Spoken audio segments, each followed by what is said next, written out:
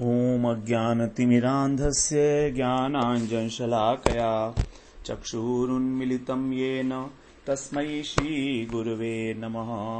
वन्देऽहं श्रीगुरो श्रीयुत्पदकमलं श्रीगुरून् वैष्णवांश्च श्रीरूपं साग्रजातं सहगण रघुनाथान्वितं तं सजीवं साद्वैतं सावधूतं परिजनसहितं कृष्ण चैतन्य देवं श्रीराधा कृष्ण पादान् सहगण ललिता श्री विशाखान्वितांश्च तमादिदेवं करुणानिधानं तमालवर्णं सुहितावतारम् अपार संसार समुद्र सेतुं भजामहे भागवत स्वरूपम्।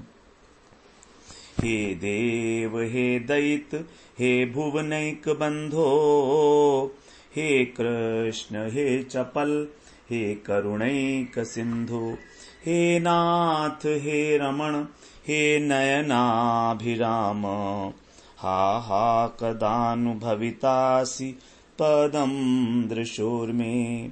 श्री कृष्ण चैतन्य प्रभो नित्यानंद, श्री अद्वैत गदाधर शिवसदि गौर भक्त वृंद।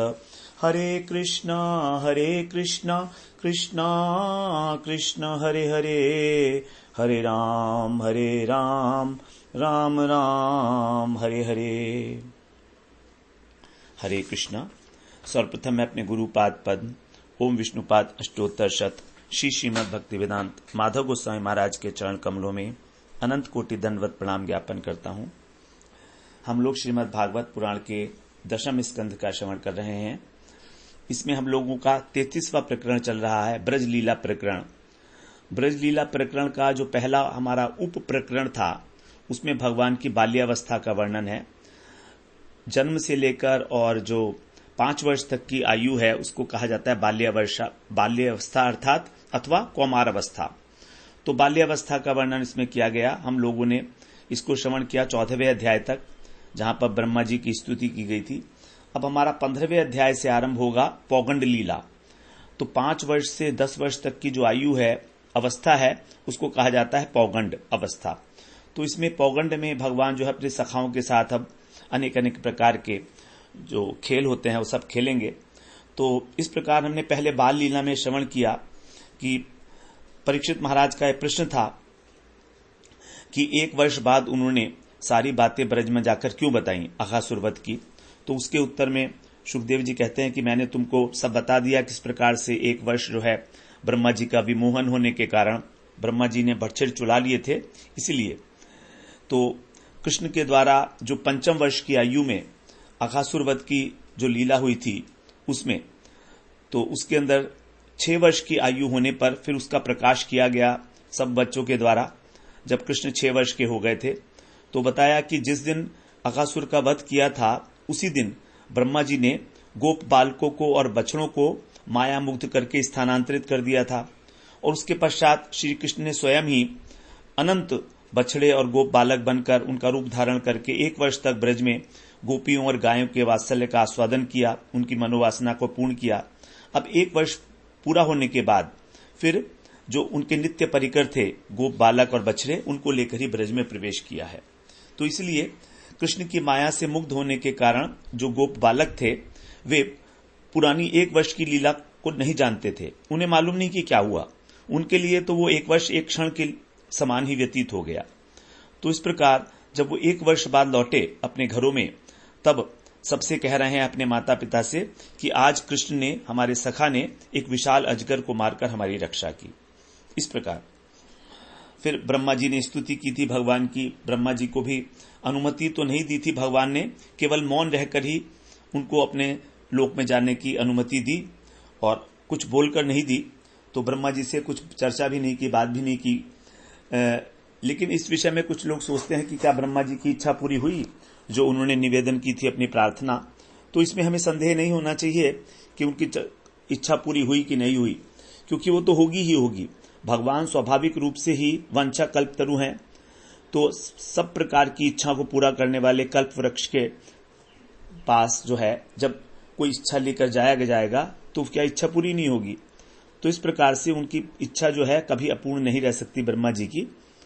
और यहां तक कि बताया कि ब्रह्मा जी कृतार्थ नहीं हुए, बल्कि जो इस ब्रह्म विमोहन लीला का श्रवण करते हैं, ब्रह्मा जी की स्तुति का पाठ करते हैं, वे भी कृतार्थ हो जाते हैं। इस प्रकार से इसकी महिमा है। तो इस प्रकार भगवान जो है वत्सचारण लीला करते हुए, बछड़ों को चराते हुए और अनेक प्रकार की गोपों के साथ जो अपने सखाओं के साथ वो लीला कर रहे हैं और गोपियों के आनंद का वर्धन करते हुए उन्होंने अपने 5 वर्ष जो बाल्यकाल के वर्ष थे वो बिता दिए। कितनी कितनी मधुर लीलाएं भगवान की। कभी लुका छिपी का खेल खेलते हैं, सखाओं को ढूंढ नहीं पाते, कभी उनसे हार जाते हैं फिर, और हार कर उनको अपने कंधे पर भी चढ़ाते हैं। ये कृष्ण करोड़ों योगेंद्र मुनिंद्र भी उनको नहीं जान पाते, उनको नहीं ढूंढ पाते। ऐसे कृष्ण जो हैं बाल लीला के आवेश में और अनेक प्रकार की लीलाएं कर रहे हैं। जैसे इन्होंने जो सेतु बंधन किया, जैसे राम जी ने किया था, तो यमुना के ऊपर, मानसी गंगा में, काम्यवन में, विमला कुंड के पास जलाशय में इन्होंने सेतु बंधन किया। तो रावण वध की लीला का अनुकरण किया। कभी बंदरों का अनुकरण करते, एक वृक्ष से दूसरे वृक्ष की छाया पर शाखा पर कूदते रहते। इस प्रकार से अपना जो बाल्यकाल व्यतीत किया। और अब 6 वर्ष की आयु में उन्होंने ब्रह्मा जी को अपना अद्भुत ऐश्वर्य दिखाया और गोप बालकों के साथ ब्रज में प्रवेश किया। अब यहां पर बता रहे हैं पहले श्लोक में 15वें अध्याय के। श्री शुक उवाच, इस 5वें अध्याय में धेनुकासुर का उद्धार है। इसको बलदेव जी मारेंगे और ग्वाल बालों की रक्षा की जाएगी कालिये नाग के विष से कृष्ण के द्वारा। तो कह रहे हैं श्री शुक उवाच, ततस्य पौगंडवयश्रितौ व्रजे बभूव तुस्तौ पशुपाल सम्मतौ गाश्चारयन्तौ सखिभिः समं पदैर् वृंदावनं पुण्यमतीव चक्रतुः। पौगंडवयः अर्थात 6 वर्ष की अवस्था में सुखदेव जी कह रहे हैं, श्रितौ तौ प्रवेश करने पर, तौ माने वे दोनों, कौन, कृष्ण और बलराम, सम्मतौ अनुमति मिलने पर, जब उनको जो है नियुक्त कर दिया गया, अनुमति मिल गई नंद बाबा से, तब पशुपाल बभूवतुः पशुपालक हो गए। अभी तक वो वत्सपाल थे, अब वो पशुपाल हो गए, अर्थात बड़े जो है गाय है उनको चराने लगे। और सखी भी समम, और सखाओं के साथ ब्रजे माने ब्रज में गाह चारयन्तौ गायों को चराते हुए, ततः तब वृंदावनम पदई वृंदावन को अपने चरणों से अतीव पुण्यम चक्रतु अत्यंत पवित्र स्थान बनाया। क्योंकि वृंदावन में भगवान जो है कभी भी पादुका नहीं पहनते हैं, तो भगवान के जितने भी चरण चिन्ह हैं उनसे वृंदावन की भूमि अत्यंत पावन हो गई। इस प्रकार भगवान जो है 6 वर्ष के अंदर, और दोनों बालक जो हैं कृष्ण, और क्योंकि बलदेव जी जो हैं कृष्ण से केवल 8 दिन बड़े हैं, तो कृष्ण की जब आयु 6 वर्ष की हुई तो बलदेव जी की आयु भी 6 वर्ष की ही थी। तो दोनों भाई ही 5 वर्ष में क्रॉस करके 6 में जब पदार्पण किया, तब उस समय पशुपाल सम्मतौ, तो अब इन लोगों को जो नंद महाराज इत्यादि हैं उनकी स्वीकृति मिल गई इनको कि अब आप पशुपाल, अब आप जो है गौचारण कर सकते हो। इसके लिए बताते हैं कि बाल्यकाल से ही जो है इनको नंद नंदन को, बछड़ों को, गायों से बड़ा प्रेम था। तो नंद बाबा और जितने भी प्रौढ़ गोप थे उनके आपस में उन्होंने परामर्श किया और ये स्थिर किया कि अब जो है कृष्ण बलराम को श्रीदाम, सुबल इत्यादि के साथ बछड़ों के बदले अब गायों को चराया जाए। इस प्रकार से तो अब दूसरा कारण ये भी था कि कृष्ण पहले जिन बछड़ों को चराते थे, अब वो बछड़ियां जो थी वो बड़ी बड़ी गाय बन चुकी थी। तो कृष्ण से प्रेम के कारण अब वो बड़ी गाय होने पर भी कृष्ण के साथ ही चरना चाहती थी, और अन्य गोप जो थे उनके पास नहीं जाना चाहती थी। तो इसलिए वह जो बड़े गोप थे उन्होंने जो है ये परामर्श किया कि ठीक है, ये जो बछड़े हैं बड़े हो गए हैं थोड़े, तो इनका दायित्व भी कृष्ण के ऊपर ही देना ठीक रहेगा, क्योंकि अब कृष्ण भी बड़े हो गए हैं। तो इस प्रकार से, और देखा कि कृष्ण बलराम श्रीराम सुबल इत्यादि सभी गोचारण कर सकते हैं, इसलिए इनको उस गोचारण में नियुक्त कर दिया गया। गोपराज की सभा में निश्चय हुआ, शुभ दिन का एक शुभ मुहूर्त देखा गया और पद्म पुराण में आता है, शुक्लाष्टमी कार्तिकेतु स्मृता गोपाष्टमी बुधई तद्दिने वासुदेवो अभूत गोपा पूर्वन्तु वत्सुपः। जो पद्म पुराण के कार्तिक महात्म्य है उसमें बताया है कि कार्तिक मास की शुक्ला अष्टमी तिथि को पंडितगण क्या कहते हैं, गोपाष्टमी, क्योंकि इसी दिन जो है कृष्ण ने 6 वर्ष की आयु में जब प्रवेश किया था तो प्रथम गोचारण इसी दिन से आरंभ किया था। इससे पहले वो बछड़ों को चराया करते थे। कृष्ण जो है इससे पहले बछड़ों को चराया करते थे और इस प्रकार वो अपने चरण कमलों के अंदर भगवान के जो 19 चिन्ह विराजमान हैं, शंख चक्र इत्यादि, ध्वज वज्र इत्यादि, वो सब उन 19 चरणों से युक्त जो चरण युगल हैं, पहले छोटे छोटे से थे, अब थोड़े बड़े हो गए हैं, तो इसलिए चरण चिन्ह अब स्पष्ट दिखने लगे हैं कृष्ण के। इस प्रकार जो है अब गोचारण के लिए नियुक्त हो गए। आयु के विषय में बताया जाता है कि कौमारम पंचमाब्दांतम पौगंडम दशमावधि अषोडशात्तु कैशोरम यौवनंतु ततः परम। अर्थात 5 वर्ष तक कौमार अर्थात बाल्यकाल है, 10 वर्ष तक पौगंड और 16 वर्ष तक कैशोर, इसके पश्चात यौवन काल आरंभ होता है, ये बताया गया है। तो 16 वर्ष तक है कैशोर की अवस्था। अब दूसरे श्लोक में कह रहे हैं, तन्माधवो वेणुमुदीरयन् वृतो गोपैर्गणद्भिः स्वयशो बलान्वितः पशून् पुरस्कृत्य पशव्यमाविशद् विहर्तु कामः कुसुमाकरं वनम्।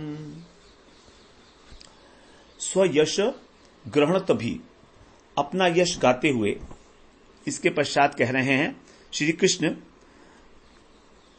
अपना यश गाते हुए जो गोपव्रतई जो सखा थे उनके द्वारा घिरकर बल अन्वित बलराम जी के साथ वेणु उदीरयन वेणुवादन करते हुए पशून पुरस्कृत्य पशुओं को अर्थात गायों को आगे करके माधव श्री कृष्ण पशव्य माने जो चरने योग्य भूमि है, पशुओं के चरने योग्य भूमि है ऐसी, कुसुम आक्रम और कुसुमों की खान है ऐसे, वनम माने वन में, विहर्तु कामः खेलने की इच्छा से उन्होंने आविशत प्रवेश किया। तो वो विहार करने की इच्छा करते हैं, विहर्तु। तो कृष्ण जो पशुओं को गायों को चराते हैं उसका एक उद्देश्य ये भी है कि घर से बाहर जगह जाके उनको बच्चों के साथ खेलने को मिलेगा। तो इस प्रकार वो विहार करते हैं वंशी वादन करते हुए, और बछड़े भी चढ़ जाते हैं, गाय भी चढ़ जाती हैं, 2 चीजें एक साथ हो जाती हैं। तो इस प्रकार जो है उन्होंने वृंदावन के अंदर प्रवेश किया, जो कैसा वृंदावन था जहां पर बड़ी कोमल कोमल घास थी गायों के लिए खाने के लिए, और विहार करने के लिए जो है भूमि थी, कुसुम बहुत सारे वहां पर वृक्ष, वहां फूल वगैरह जो है खिले हुए थे। इस प्रकार वहां पर जो है विचरण, चूंकि ब्रज भूमि जो है भगवान के चरण चिन्हों से विभूषित होने के कारण ही इसको कहा गया है कि वैकुंठ से भी अधिक श्रेष्ठ है ये। तो वृंदावन की भूमि में स्वाभाविक ही सुकोमल घास है, पल्लव है, तो परम हितकारी है यो गाय आदि पशुओं के लिए, और अनेक प्रकार के रंग बिरंगे फूल यहाँ पर जो है खिलते हैं। यहाँ के जो वृक्ष हैं वो भी फलों से जो है भरे हुए हैं। आगे कह रहे हैं तीसरे श्लोक में भी वृंदावन की शोभा का ही वर्णन है। तन्मंजु घोषाली मृगद्विजाकुलम महन महाप्रख्यपय सरस्वता वातेन जुष्टम शतपत्र गंधिना निरीक्षरंतुम भगवान मनोदधे। देखिए यहां पर भी कह रहे हैं रंतुम भगवान मनोदधे, भगवान ने अपने मन में अभिलाषा की, इच्छा की विहार करने की। जो आगे आएगा गोपी जब हमारा रास पंचाध्याय आरंभ होगा तो वहां पर भी आएगा भगवान नाम पिता रात्रि शरदोत्फुल मल्लिका वीक्षरंतुम मनश्चक्रे योग मायाम उपाश्रित है। यहां पर भी यही आया है, निरीक्षरंतुम भगवान मनोदधे, अर्थात उसको देखकर, वन की शोभा को देखकर भगवान की इच्छा हुई कि यहां पर अब विहार किया जाए। रंतुम माने विहार करने की इच्छा हुई। तो क्या क्या हो रहा था वन में बता रहे हैं, मंजू घोष अर्थात बहुत सुंदर गुंजार करते हुए, मधुर ध्वनि से गुंजार करते हुए, अली माने भ्रमर, उसके बाद मृग द्विज, मृग माने पशु, द्विज माने पक्षी, तो पशु और पक्षियों से जो परिवेष्टित था, आकुलम ऐसा वन, महत मनः प्रख्यपय, और जो महत पुरुष हैं, जो महात्मा है, उनके हृदय की भांति, उनका हृदय जैसा होता है इस प्रकार स्वच्छ, प्रख्यपय स्वच्छ जल वाला। तो जैसे महात्माओं के हृदय परम स्वच्छ होते हैं, उसी प्रकार वहां पर स्वच्छ जल थे। सरस्वता माने सरोवर, तो ऐसे सरोवर थे वहां पर स्वच्छ जल से भरे हुए। शतपत्र गंधिना, जहां पर कमलों की सुगंध आ रही थी, कमल से भरे हुए वो सरोवर। वातेन जुष्टम, वायु से, जो मकरंद वायु चल रही है उससे सेवित होकर, और तत् उस वन को देखकर, इस प्रकार के वन को देखकर भगवान ने अपने मन में अभिलाषा की कि यहां पर अब हम विहार करेंगे अपने सखाओं के साथ, क्योंकि इतना सुंदर है, जो पांचों इंद्रियों के लिए परम आनंद प्रदान करने वाला वृंदावन है। पांचों इंद्रियों के लिए कैसे आनंद है बता रहे हैं कि मंजू घोषाली मृग द्विजाकुलम, जो सुमधुर ध्वनि है भ्रमरों की और कलरव करने वाले पक्षी हैं, उनसे कर्णेंद्रियों का आनंद होता है। वातेन जुष्टम, जो मृदु मंद वायु बह रही है, वो जो है स्पर्श इंद्रिय को उल्लासित करता है। मोहन मन प्रख्यपय सरसता, और जो मन महापुरुषों की अंतःकरण की भांति अत्यंत स्वच्छ है, तो सुशीतल है, सरोवर के संस्पर्श से अत्यंत सुशीतल है, तो वहां पर कमल का जो सौरभ है उससे जो है हमारा जो घ्राणेन्द्रिय है उसकी भी सेवा हो रही है। तो शीतलता के द्वारा त्वचा का, माधुर्य के द्वारा रसना का, और पद्म गंध के द्वारा सौरभ से नासिका का, और कमल पुष्पों के सौंदर्य से नेत्रेंद्रियों का, इन सभी का आनंदकत्व, सभी जो हैं आनंद, पांचों इंद्रियों को आनंद देने वाली जो वन था, इस प्रकार यहां पर आके और वो अब विहार कर रहे हैं। ऐसी ब्रजभूमि को देखकर, इसकी रमणीयता को देखकर कृष्ण बड़े आनंदित हुए, और इस प्रकार उन्होंने सभी सखाओं के साथ मिलकर यहां पर विहार करने की इच्छा की। अब आगे चौथे श्लोक में कह रहे हैं, सतत्र तत्रारुण पल्लवश्रिया फल प्रसूनोरुभरेण पादयो स्पर्श चिखान वीक्ष्य वनस्पतीन् मुदा स्मयन् निवाहाग्रजमादि पुरुषः। सौ माने उन आदि पुरुष ने, भगवान ने, कृष्ण ने, तत्र तत्र जहां तहां अरुण पल्लव, लाल लाल जो पल्लव हैं, उनको, उनकी श्रिया माने शोभा को, और फल प्रसून, फलों के और पुष्पों के, उरुभरेण भारी भार से, शिखान अपनी शिखाओं से, जो वनस्पति अर्थात वृक्ष हैं उनको, पादयो स्पृशत चरणों को स्पर्श करते हुए देखा, वीक्ष्य माने देखकर, मुदा आनंद से, स्मयन इव मुस्कुराते हुए, अग्रजम आहा अपने बड़े भाई से कहने लगे। जब कृष्ण ने देखा कि जितने भी वृक्ष समूह हैं वे फल फूलों के भार से झुककर अपनी अपनी शाखाओं के अग्रभाग से उनके चरण युगल का स्पर्श कर रहे हैं, तो जो आदि पुरुष श्री कृष्ण हैं आनंद के साथ मुस्कुराते हुए बड़े भैया से कहने लगे। यहां पर जो है वृक्षों का उत्कर्ष वर्णन किया गया है। वृक्षों का उत्कर्ष जो है बता रहे हैं कि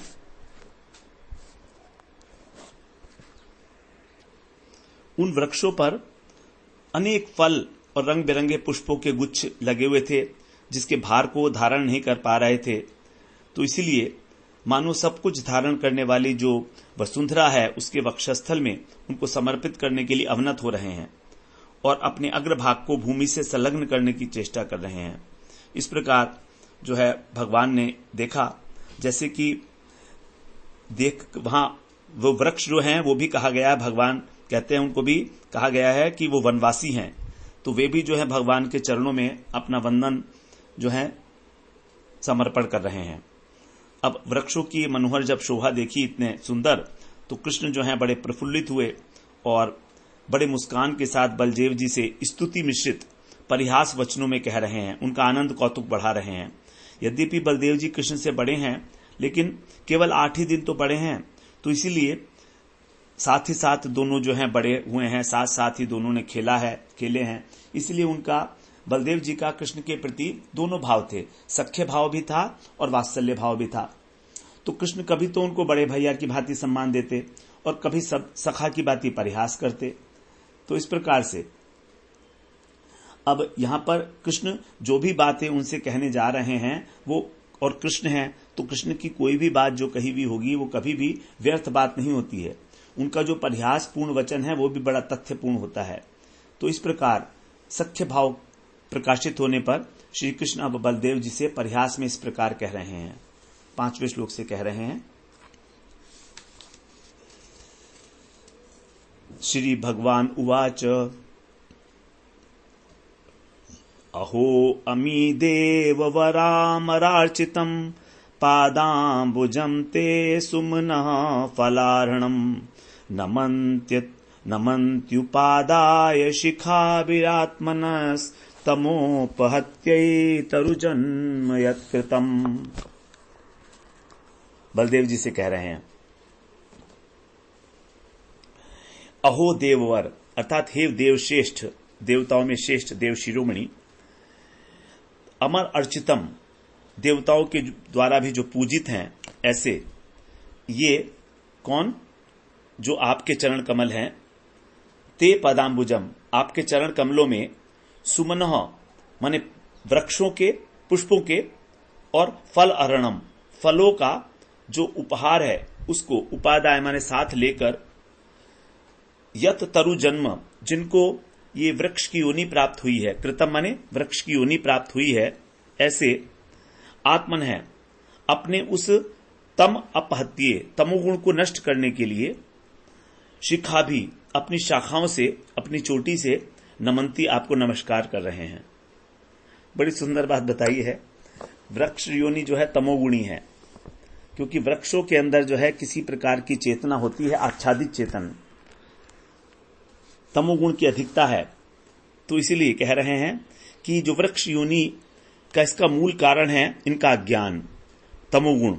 तो अब उसका विनाश करने के लिए, उसका अंत करने के लिए ही आपका दर्शन और आपका यश श्रवण करने के लिए अब अपनी अपनी शाखाओं के द्वारा जो फूल और फल हैं उनको, मानो पूजा की सामग्री है, उसको आपके चरण कमलों में समर्पित कर रहे हैं। आपके चरण कमल कैसे हैं? जो देवताओं के लिए भी पूजनीय हैं, इसलिए इनका जीवन धन्य है।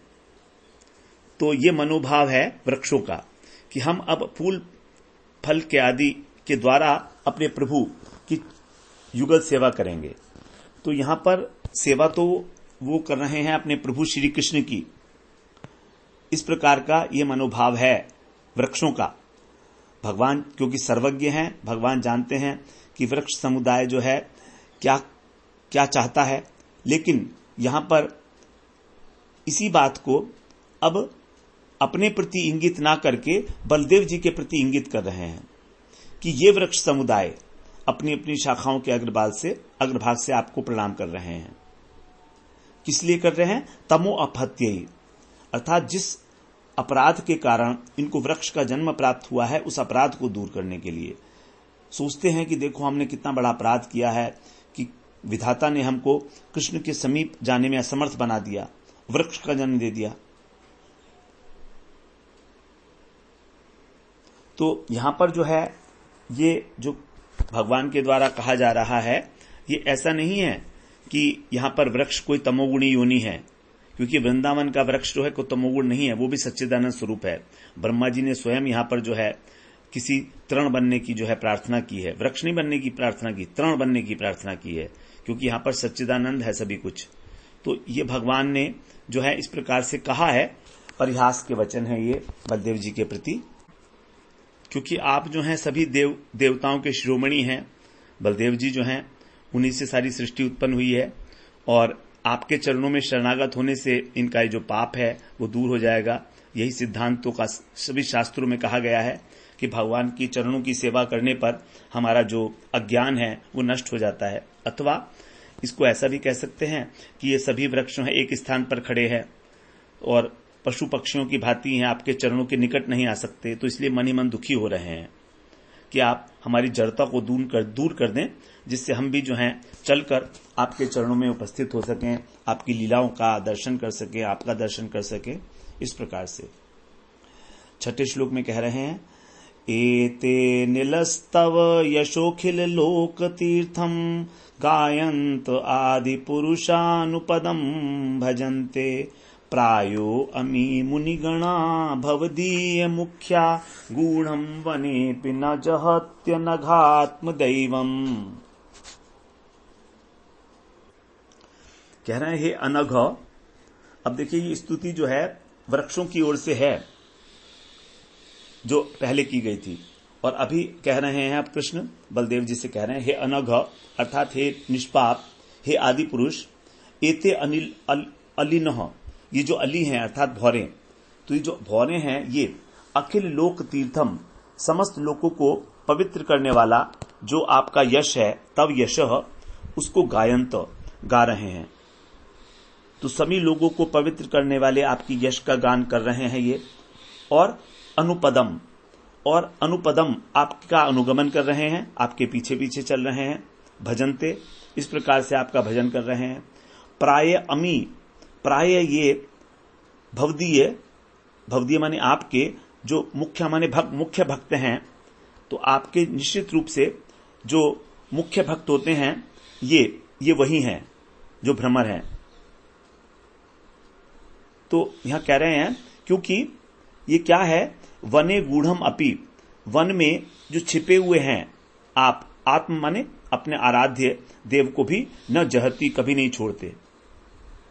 तो ऐसा मैं समझता हूं कि ये अपने आराध्य देव को वन में एक क्षण भी अकेले नहीं छोड़ना चाहते हैं। तो अब जैसे आप अपने ऐश्वर्य को छिपाकर गोप बालक का वेश ग्रहण कर लिए हो, बाल लीला कर रहे हो, तो उसी प्रकार से ये जो आपके भक्त हैं, जो आपके उपासक हैं, इन्होंने भी जो है भ्रमर का रूप धारण कर लिया और आपका ही अनुगमन करते करते यहां वन में आ गए हैं। तो ये भ्रमर आपकी सुगंध पाकर आपका पीछा कर रहे हैं और आपको अपना ही आराध्य मानकर जो है आपका यशोगान का आपके वर्णन कर रहे हैं। और आप जो हैं इस वन में बड़े गुप्त रूप से आए हो, सखा भी जो है उसको नहीं जान पाते, जगत के लोग भी नहीं जा पाते, लेकिन यहां पर भी आपका पीछा नहीं छोड़ रहे हैं क्योंकि जानते हैं आप कहां हो। और आपकी लीलाओं के रहस्य को मनन करते हुए ये भ्रमर के रूप में आपके पीछे पीछे विचरण कर रहे हैं और आपकी जो पुण्य कथाएं हैं उनका गुंजार कर रहे हैं, मधुमय गुंजार कर रहे हैं। इस प्रकार आप जो है इनकी इस सेवा को आप स्वीकार करो। ये भ्रमर जो हैं वास्तव में मुनिगण ही हैं, आपके भक्त हैं जो इस वेश में जो हैं पीछे पीछे आपके आए हैं।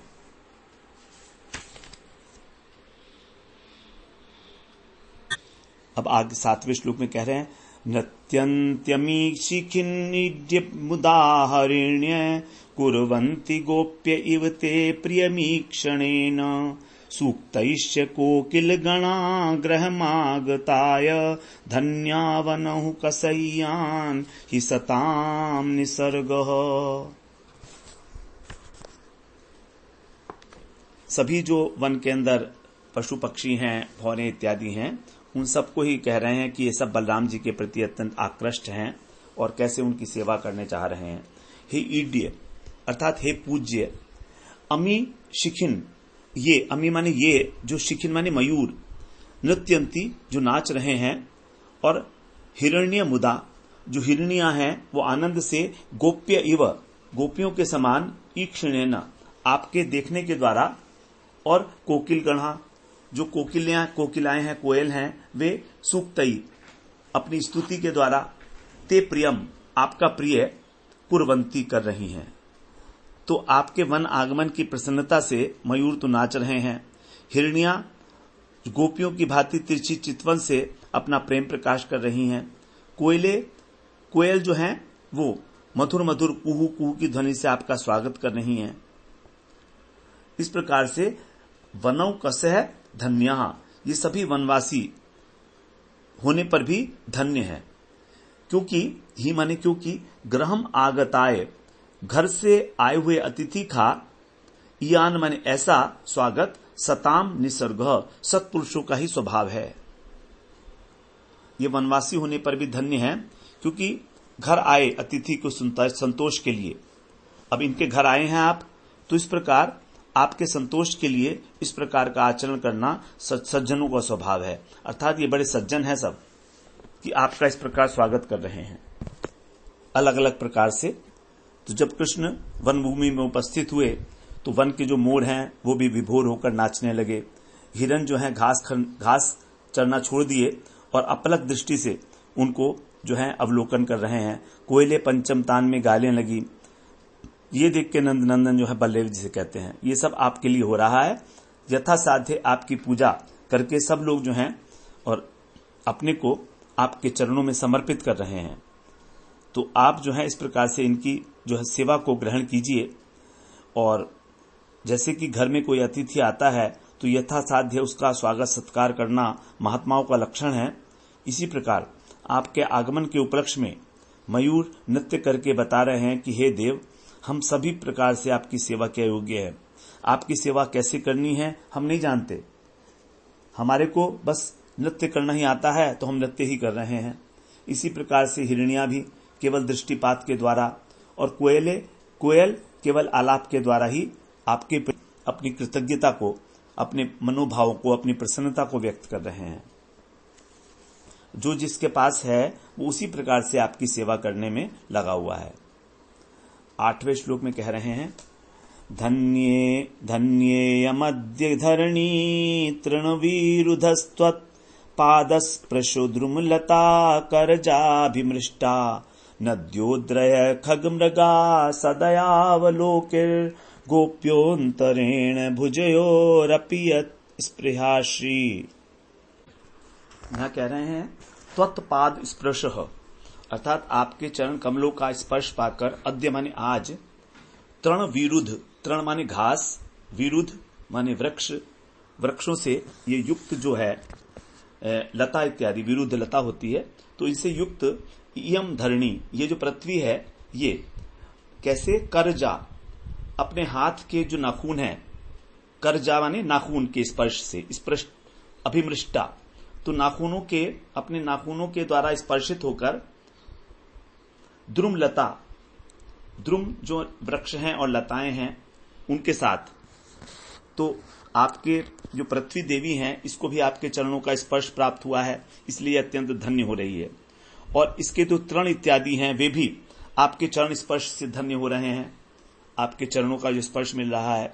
और यहाँ के जो वृक्ष लताएं हैं, झाड़ियां हैं, वो सभी आपकी जो अंगुलियां हैं उनके नखों का स्पर्श पाकर धन्य हो रही हैं। तो सभी प्रकार से, तो देखिए पृथ्वी के ऊपर सभी चीजें धन्य हो रहे हैं, तृण भी धन्य हो रहे हैं, वृक्ष लताएं झाड़ियां, क्योंकि उंगलियों के नख का स्पर्श प्राप्त हो रहा है। और जो नदियां हैं, नद्य अद्रह माने पर्वत, खग पशु पक्षी, ये कैसे धन्य हो रहे हैं। और गोपियां भी ये कैसे धन्य हो रहे हैं, भगवान के कटाक्ष को पाकर, आपके कटाक्ष को प्राप्त करके जो नदी पर्वत पशु पक्षी जो हैं वो भी धन्य हो रही हैं। और